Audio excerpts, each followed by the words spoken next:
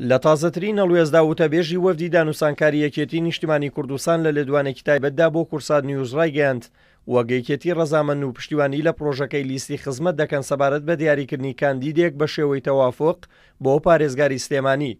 ڕایشیگەیان لە ئێستادا چاوەڕوانی وەڵامی گۆڕان و بە هیچ شێوەیەک لەگەڵ دواخستنی پۆستی پارێزگار دانین. ئێمە بەسپاس و جومان لە بەلاغی دوهەمی کۆبوونەوەی لیستی خزمەت مەکتەبی سیاسی یەکگرتو و مەکتەبی سیاسی کۆمەڵ بوو وەوان پێشنیاریش تازەیان کردووە پشتیوانیەکەن و خۆیان ڕایانگەیانەوە کە پشتیوانیەکەن لە کاندیدی تەوافقی یەکێتی و گۆڕان.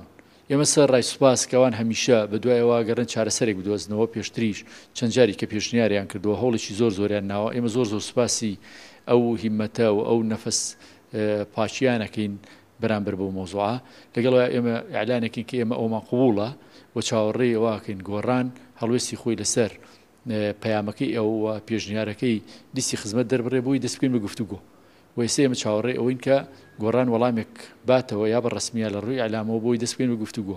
ئێمە لەگەڵ لیستی تەوافقیین لەگەڵ کاندیدی تەوافقیین ئێمە داوای دواکەوتن ناکەین بەڕاستی ئێمە داوایەوەکەین کە بە زووترین کات هەواڵانمان لە گۆڕان بێنە پێشەوە و ئەمە چارەسەر بکەین واگەر چارەسەر نەبێ سبێنێ تووشی هەمان دەوامابینەوە کابێ دیسانەوە دابنیشنەوە زووترین کات چارەسەری بکەین. ئێمە وەکو ئیستحقاقی انتخابی خۆمان سەبارەت بە ڕەزامەندبوونی گۆڕان لەسەر پرۆژەکەی لیستی خزمەت کورسات نیوز زۆر هەوڵیدا وەڵامێکی دەست بکەوێت بەڵام دوای چەندین جار پەیوەندیکردن بە چەند ئەندامێکی وەفدی دانوسانکاری گۆڕانەوە هیچ کام لەو ئەندامانەی وەفدی دانوسانکاری گۆڕان وەڵامیان نەدایەوە.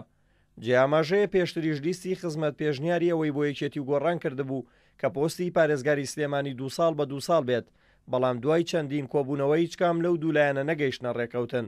پرسیار ئەوەیە ئایان پێشنیارە تازەی لیستی خزمەت ڕۆژی 4 ئەیلول کە پێنجەمین کۆبوونەوەی ئەنجومەنی پارێزگای سلێمانیە گۆڕان و یەکێتی دەگەیەنێتە ئەنجام یاخود کۆبوونەوەکان لەسەر دیاریکردنی پۆستی پارێزگار درێژە پێدەدات. دلێر کەمال، کورسات نیوز، سلێمانی.